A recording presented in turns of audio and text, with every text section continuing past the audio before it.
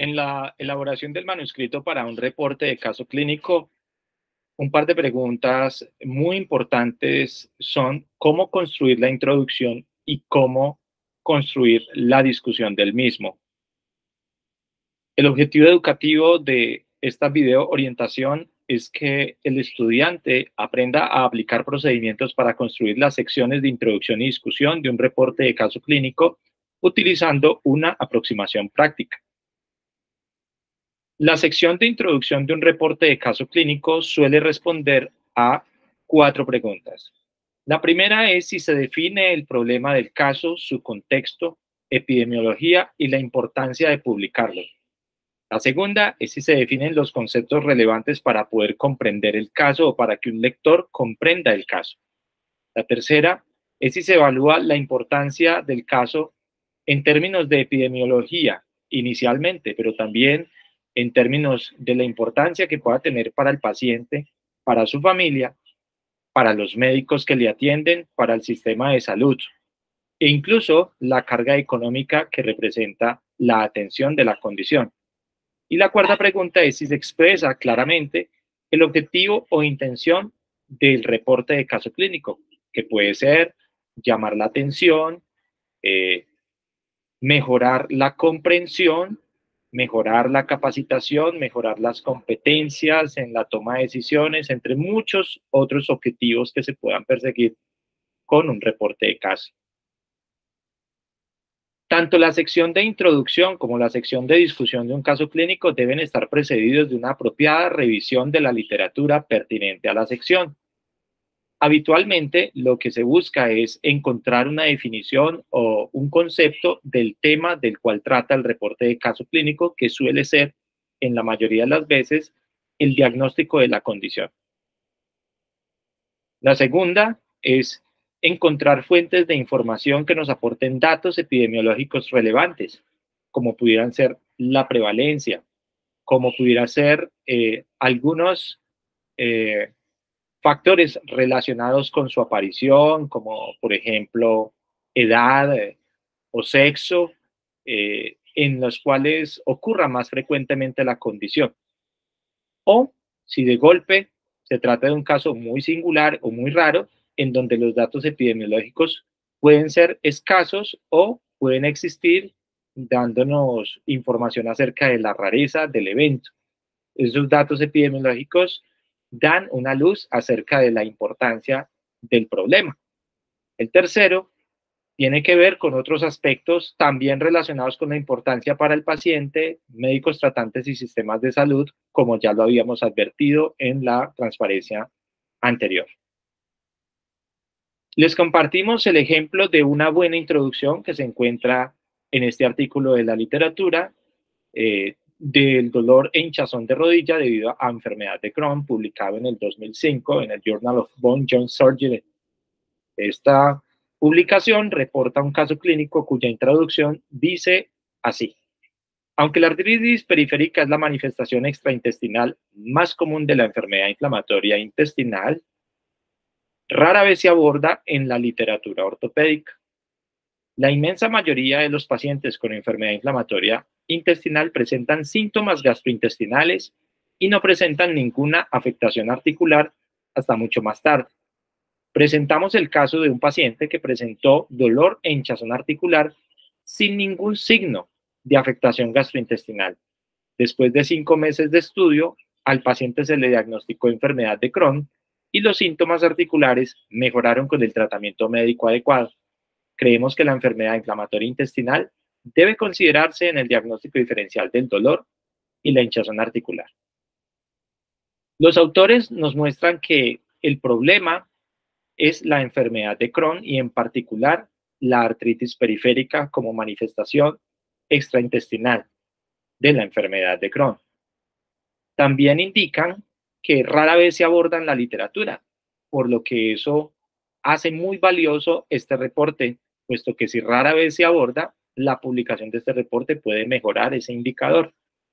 También nos hablan de qué es lo más común, y es que lo más común es que se presenten síntomas gastrointestinales. Al mismo tiempo, los autores nos indican qué hace singular el caso, y lo que lo hace singular es la afectación articular, pero aún más, que se presenta sin ningún signo de afectación gastrointestinal. Este enunciado resalta la singularidad del caso y la razón por la cual los autores deciden publicar. Además de esto, hacen una breve descripción del caso en términos de su evolución, pero cierran con una opinión fundamentada, y es que en su intención de publicar el reporte, consideran que los pacientes que tienen dolor articular e hinchazón articular podrían estar cursando con enfermedad inflamatoria intestinal, y ese podría ser el aporte más importante en la intención del reporte, que es mejorar la sensibilidad del lector acerca de la posibilidad de que exista una enfermedad inflamatoria intestinal como causa última del dolor y la hinchazón articulares. Como pueden ver, en este ejemplo de una buena introducción, se conjugan gran parte de las preguntas que planteamos con anticipación. Una introducción no debe ser extensa. Una introducción debe remitirse fundamentalmente al problema, a su importancia, a la singularidad del caso y a lo que se pretende con su publicación. La discusión, por otra parte, es lo que diríamos es considerado el cerebro del reporte del caso. Generalmente, después de la introducción, viene la descripción del caso, que tratamos en un video aparte, y acto seguido, la discusión. Las preguntas que debe abordar una discusión son las siguientes. La primera es que nos debemos preguntar si se ha realizado una revisión adecuada de la literatura pertinente al caso y en particular a los aspectos que habitualmente importan o atañen a dicha discusión. La segunda, que es quizá la más importante, es si los hallazgos de la literatura se están contrastando con el caso reportado para establecer grados de similitud y también diferencias, que están en el tercer punto, que es si se identifican brechas o diferencias entre lo indicado, sugerido, informado en la literatura y lo que encontramos en el caso clínico. Y por último, si se está explicando la singularidad del caso a partir de los elementos discutidos, pero no menos importante, si se están destacando las fortalezas, así como las limitaciones del reporte de caso a la luz de la literatura. En la introducción, ya lo habíamos advertido, es importante iniciar con una revisión de la literatura pertinente a las preguntas de la introducción. Si bien la introducción es una sección mucho más breve, también amerita una pequeña revisión de la literatura. En esta presentación utilizamos el síndrome Katz-Isaac, que es un trastorno genético, para mostrar de forma hipotética cómo deberíamos abordar la tarea de elaborar o construir una introducción comenzando con la revisión de la literatura. Como ya lo hemos advertido en las asignaturas de investigación y como ya lo hemos advertido antes con los diferentes grupos que buscan reportar un caso clínico, debemos utilizar las bases de datos científicas. Ya ustedes conocen PubMed como es quizá la más famosa y fácil de utilizar de todas las bases de datos. Lo importante es empezar. Es probable que el investigador no disponga de todas las habilidades para desarrollar una revisión de la literatura que se base en una búsqueda sistemática. Sin embargo, la revisión de la literatura puede empezar con una aproximación general. En este caso, por ejemplo, uno podría estar interesado en adquirir una panorámica inicial del trastorno, que todavía no incluya todos los detalles que nosotros requerimos investigar para elaborar la introducción y la discusión, sino hacernos una idea general de en qué consiste dicho síndrome. En el caso que ustedes están apreciando en esta diapositiva, pues encontramos cómo hay un artículo que titula Epilepsia. Disculpen, vamos a darle continuación al video.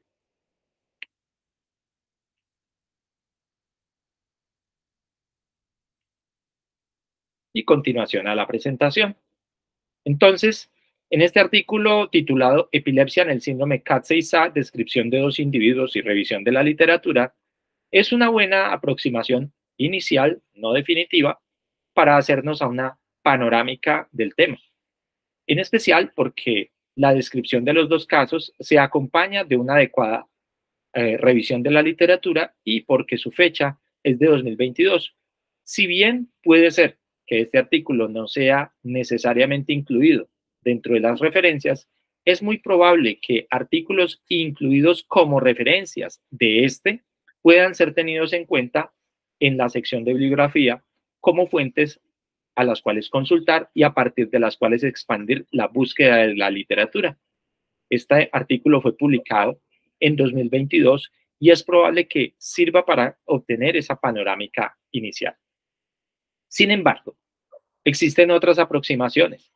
Con el advenimiento de las plataformas para búsqueda y sumarización de la información científica, encontramos una gran cantidad de plataformas, algunas de ellas soportadas en inteligencia artificial para encontrar literatura científica. Una de ellas es Consensus. Muy seguramente han escuchado hablar en otras video orientaciones acerca de Consensus. Si en este momento no la han utilizado, nuestra recomendación es que lo hagan. Al introducir los términos Katz-Isah síndrome y aplicar una serie de filtros de la misma manera como se suele hacer en PubMed, podríamos iniciar con la obtención de una panorámica a través de una revisión de la literatura. El resto de los filtros podrían tener que ver con las fechas de publicación y la naturaleza de las revistas. En este caso encontramos un artículo donde hablan de el síndrome Katz-Isah y la correlación entre genotipo y fenotipo de 70 pacientes con variantes patogénicas Katz-Isah. Este artículo puede ser muy relevante, considerando que el síndrome de Katz-Isah es evidentemente raro, pues es difícil que ustedes hayan escuchado hablar de él.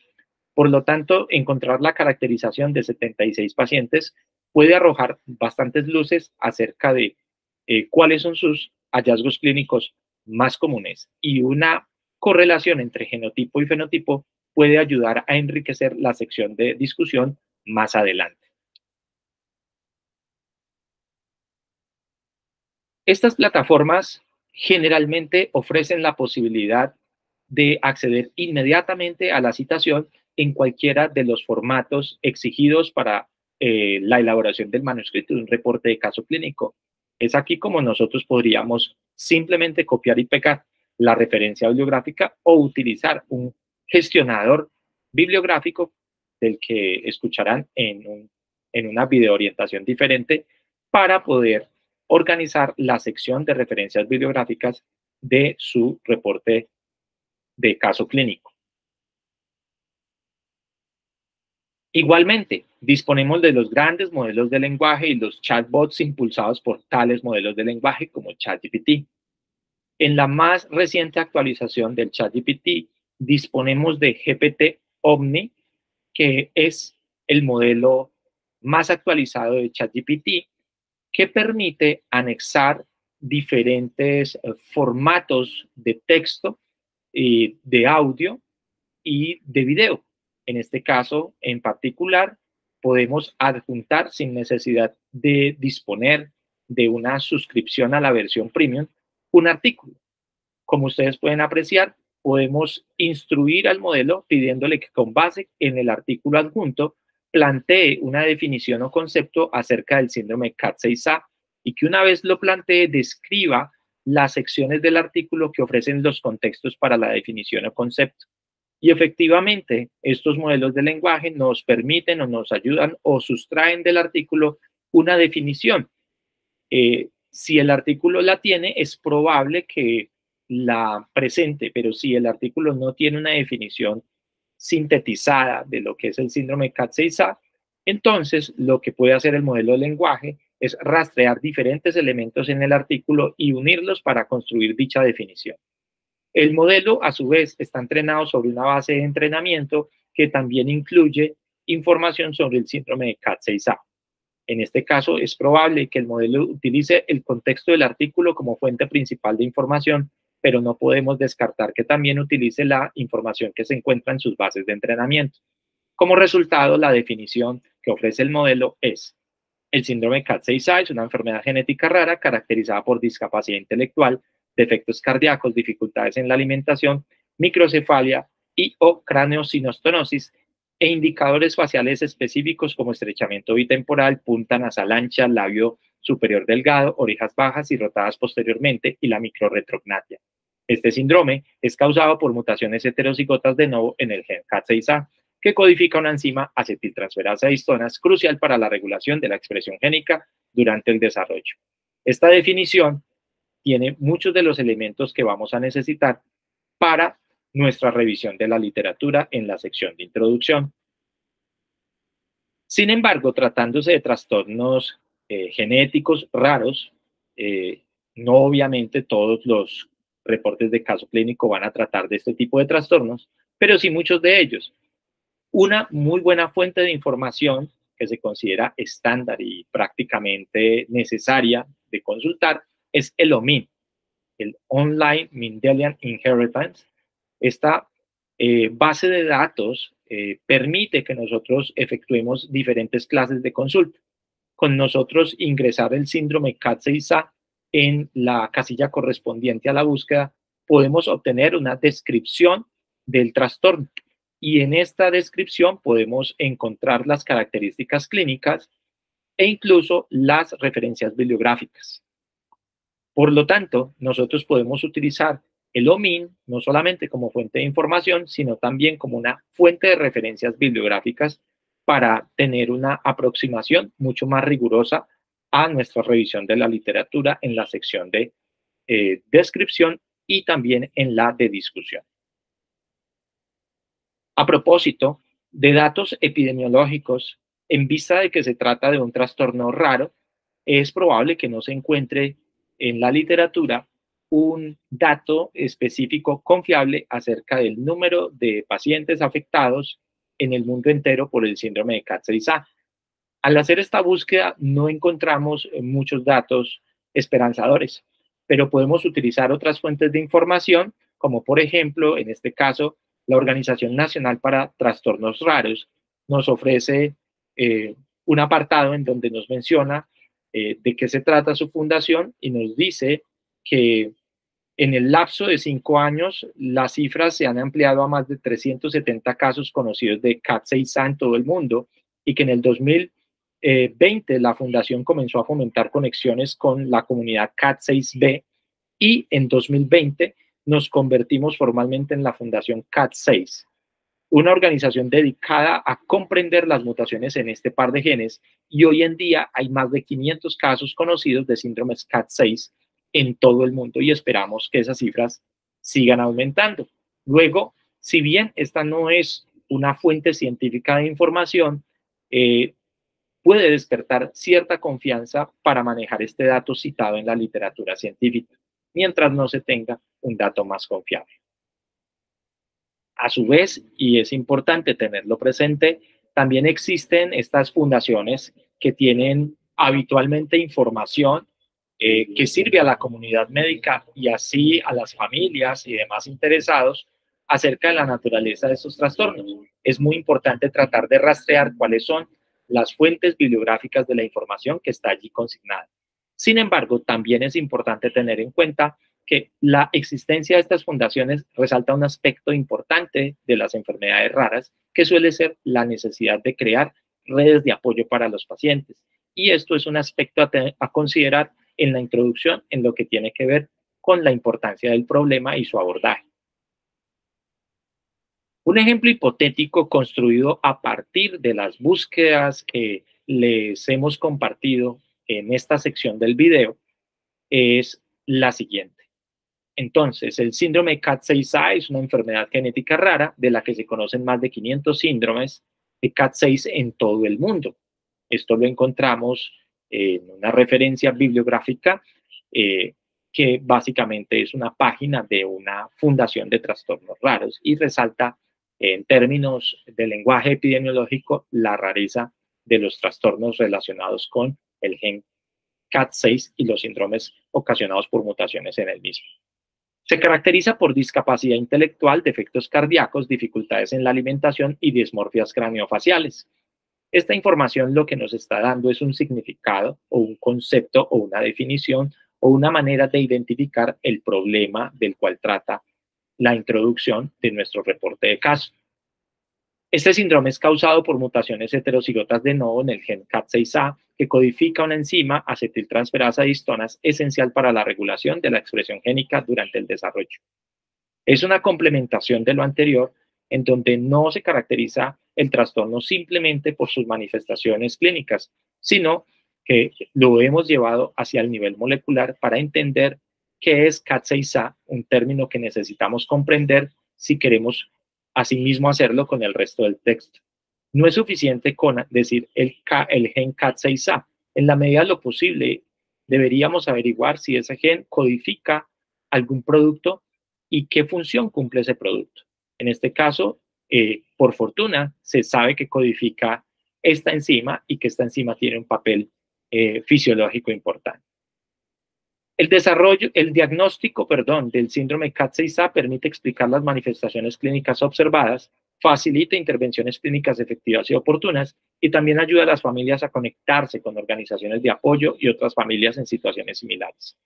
Este segmento de la introducción nos está hablando acerca de la importancia de diagnosticar el síndrome y por lo tanto, si nuestro reporte de caso trata justamente de la notificación de un caso del síndrome CAT6, va a estar aportando información valiosa para el diagnóstico.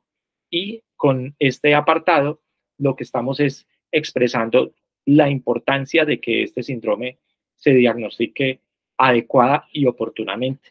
Pero no solo eso, sino que tengamos la posibilidad de explicarle a las familias de los pacientes por qué nuestros pacientes tienen lo que tienen y finalmente poder ofrecer a las personas una denominación del trastorno que les permita conectarse con organizaciones de apoyo.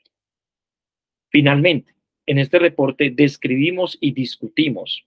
Allí estamos revelando qué va a encontrar el lector en el reporte del manuscrito. El primer caso de síndrome CAT6A en Colombia, con lo que estamos mostrando con claridad y de manera sucinta, directa y breve, cuál es la singularidad del caso reportado, con el objetivo de ampliar el conocimiento sobre esta condición en nuestro medio. Describir y discutir no puede ser el objetivo de nuestro reporte. Con ellos buscamos algo más, y es que se amplíe el conocimiento de este trastorno. Muy bien. Continuando con la discusión de nuestro caso hipotético, también podemos utilizar otras herramientas en la literatura de las cuales han escuchado en otras video orientaciones. Por ejemplo, podemos utilizar una plataforma que utiliza inteligencia artificial, en este caso grandes modelos de lenguaje centrados en el contexto de artículos que pueden rescatarse a través de la misma plataforma. Podemos plantear preguntas como, por ejemplo, ¿de qué manera las variantes patogénicas del síndrome CAT6A influyen en la expresión del fenotipo? Y la plataforma nos hace una búsqueda de artículos que traten de responder a esa pregunta y nos presenta el listado de los artículos en la parte inferior. En este caso nos muestra 10 artículos a partir de los cuales el modelo puede investigar qué dicen respecto a la pregunta que se le ha planteado en la casilla de investigación. Y encontramos un resumen que es sustraído de la condensación y síntesis de todas las fuentes de información. Esta parte nos dice que las variantes patogénicas en el gen han sido vinculadas con diversos trastornos del neurodesarrollo, tal como el síndrome CAT6A y el síndrome Arboleda-Tam, impactando la expresión del genotipo de múltiples formas. Estas variantes pueden llevar a discapacidad intelectual, habla y desapareamientos del lenguaje, problemas de visión, problemas gastrointestinales y trastornos o rasgos del trastorno del espectro autista. Estudios han mostrado que los individuos con mutaciones en CAT6A, a menudo exhiben dificultades severas de comunicación, incluyendo desapareamientos fonológicos, apraxias de habla, junto con discapacidades intelectuales y déficits motores. La investigación en el síndrome de Arboleda-Tan ha revelado que las mutaciones alteran el desarrollo cerebral, afectando la expresión genética relacionada con la dinámica del ciclo celular, la determinación del destino de las células y los marcadores progenitores neurales, contribuyendo potencialmente a los fenotipos de neurodesarrollo observados en individuos afectados. Finalmente, las variantes patogénicas del CAT6A juegan un papel importante en moldear la expresión fenotípica compleja vista en individuos con síndromes asociados. Es una muy buena condensación de los aspectos que tienen que ver con la pregunta y que han sido sustraídos por un modelo de lenguaje a partir de los artículos encontrados por una plataforma de recuperación y sumarización de información. La invitación es a que utilicen estas plataformas y que obviamente ustedes supervisen la veracidad de las salidas y personalicen la forma en que eventualmente van a utilizar la información en sus reportes de caso clínico. También podemos hacer la misma revisión de la literatura utilizando otras fuentes más tradicionales como la misma PubMed. Aquí mostramos el resultado de introducir en la casilla correspondiente a una búsqueda convencional, ya que pues no estamos tratando aún el tema de hacer una búsqueda sistemática, sino inicial. Y allí encontramos un artículo que, por su título, parece prometer bastante en lo que tiene que ver con responder a nuestras preguntas acerca de la patogénesis. El artículo titula Los papeles claves de CAT6A y CAT6B, que son acetiltransferasas de lisina, tanto en la fisiología como en la patología. Luego este artículo vale la pena leerlo y lo encontramos gracias a una búsqueda que no solamente incluyó los términos de la enfermedad junto con el término patogénesis, sino filtros aplicados con el término revisión y 10 años como duración del tiempo desde ahora hasta el pasado en donde esperamos encontrar la literatura. Entonces, después de hacer una lectura de los documentos que han sido citados por la plataforma impulsada por inteligencia artificial o el documento que nosotros hayamos encontrado en una base de datos como PubMed o cualquier otra, Elsevier, Cielo, Dialnet, etcétera, nosotros podríamos plantear un ejemplo hipotético de la discusión de la patogénesis. Aquí va una forma de hacerlo. El gen CAT6A codifica una acetiltransferasa de histonas que modifica la cromatina y regula la expresión genética. Estamos hablando entonces de la función normal del gen. Pero rápidamente pasamos a lo que ocurre con las mutaciones. Las mutaciones en el gen CAT6A conducen a patrones de expresión genética anormal, que es esperable, pero damos las implicaciones. Afectan principalmente la determinación del destino celular, la diferenciación neural y el desarrollo cerebral. Vamos desde lo más pequeño hasta lo más grande. Y aportamos la referencia, contribuyendo a los fenotipos de neurodesarrollo observados en los individuos afectados.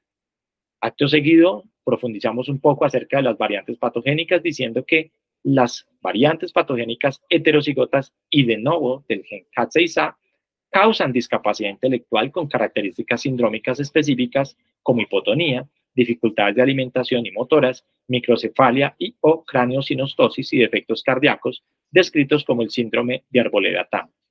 Y también indicamos la referencia respectiva. Entonces, estos procedimientos para elaborar la discusión de todos y cada uno de los aspectos de la discusión es un proceso de síntesis, en el cual nosotros obtenemos piezas de información y las vamos uniendo en un todo coherente, ordenado, utilizando algún criterio.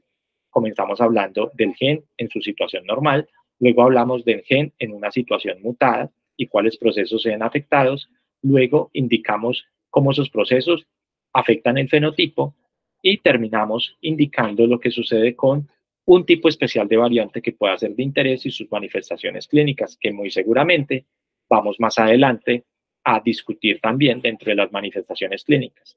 En esta parte somos bastante generales, conscientes de que quizá en la sección adecuada acerca de las manifestaciones clínicas podamos llegar a una profundización del fenotipo.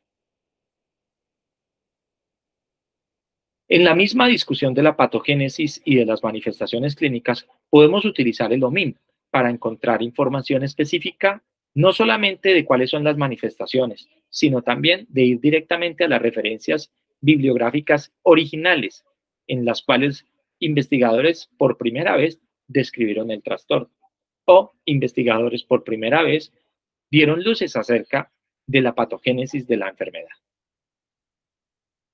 Un ejemplo de la discusión de la sección de manifestaciones clínicas, también hipotético y también alrededor del síndrome CAT6A, podría decir algo como lo siguiente. Hay similitudes entre el caso reportado y la literatura sobre el síndrome CAT6A. Es decir, abrimos este segmento diciendo qué es lo que vamos a hacer en esta pequeña subsección. Acto seguido, contamos que la discapacidad intelectual, el retraso en el desarrollo, la hipotonía, las dificultades de la alimentación, la presencia de microcefalia y los defectos cardíacos congénitos como la comunicación interauricular son características comunes de esta condición. Es decir, estamos profundizando en algunos rasgos generales que mencionamos, tanto en la introducción como en la discusión de la patogénesis, pero vamos a algo un poco más específico y detallado. Acto seguido, abrimos un segundo segmento en el cual ya no vamos a hablar de las similitudes, sino que vamos a hablar de las diferencias. Sin embargo, también hay diferencias. En nuestro caso, exhibe paladar arqueado alto, cartílago laringio hipoplásico y quistes cerebrales en el ventrículo derecho y el plexo toroideo, que no parecen ser frecuentes. Por otro lado, la literatura reporta problemas oculares como estrabismo, tosis y sospecha de discapacidad visual cortical, damos la referencia, que no se presentan en este caso. Entonces, en cuanto a las diferencias, hablamos de lo que el paciente nuestro presenta, pero que la literatura no reporta, así como de aquello que la literatura sí reporta, pero que no presenta nuestro paciente. Y podemos aplicar esta misma estrategia, no solamente para las manifestaciones clínicas, sino para subsecciones de la discusión, como por ejemplo la etiología, es decir, aquella sección que va a tratar de las causas y factores de riesgo. También del pronóstico, por ejemplo, reportarse en la literatura un pronóstico desfavorable y nosotros está reportando el caso de un paciente que ha evolucionado satisfactoriamente. O la discusión de un abordaje terapéutico en el cual, digamos, la literatura sugiera un tratamiento de determinada manera, mientras que al paciente en cuestión y que está siendo reportado se le haya tratado de alguna otra. Entonces allí se estarían estableciendo las diferencias. Esto se debe repetirse de forma iterativa para todas y cada una de las secciones. En este caso en particular, acerca de la discusión de las manifestaciones clínicas, podríamos cerrar la sección o la subsección diciendo que estas discrepancias resaltan la variabilidad en la presentación fenotípica del síndrome CAT6A. Estamos identificando la brecha y subrayan la importancia de considerar una amplia gama de manifestaciones clínicas al diagnosticar y tratar esta condición. Estamos proponiendo una forma de resolver el problema y esa forma es subrayar la importancia de considerar la diferencia, la amplia gama de manifestaciones clínicas del trastorno. Como conclusión, la revisión adecuada de la literatura pertinente a la discusión del caso requiere que continuemos iterativamente con este proceso hasta completar todos los aspectos a discutir que, como dijimos inicialmente, tratan de la etiología y factores de riesgo, de la patogénesis, las manifestaciones clínicas, el abordaje diagnóstico, el pronóstico y el tratamiento. En esta video orientación mostramos cómo aplicar un procedimiento que nos conduzca a la elaboración de la subsección de patogénesis y a la discusión de la subsección de manifestaciones clínicas. Esto lo debemos aplicar en todos y cada uno de las subsecciones de la discusión y es empezar por una revisión pertinente de la literatura, contrastar lo que la literatura ha encontrado con lo que nosotros hemos encontrado en nuestro paciente, identificar las brechas o diferencias, explicar si tenemos la explicación a qué se debe. Si no tenemos una explicación, esa sería una brecha para resolver a través de investigación ulterior. Y finalmente, proponer soluciones para cerrar las brechas. Es así como si encontramos que la diferencia tiene que ver con la aplicación de una tecnología y la tecnología no está disponible, la solución a proponer es disponer de ella.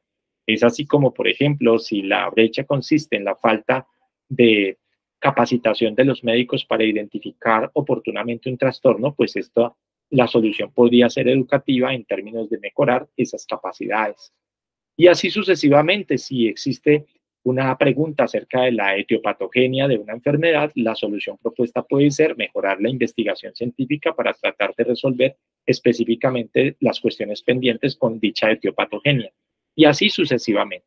Así que en lo que hemos hecho en esta video orientación es mostrarles utilizando herramientas y procedimientos prácticos, cómo buscar la literatura, cómo utilizar el contenido de manera responsable y finalmente cómo nosotros construimos de forma ordenada las subsecciones tanto de la introducción como la discusión del caso.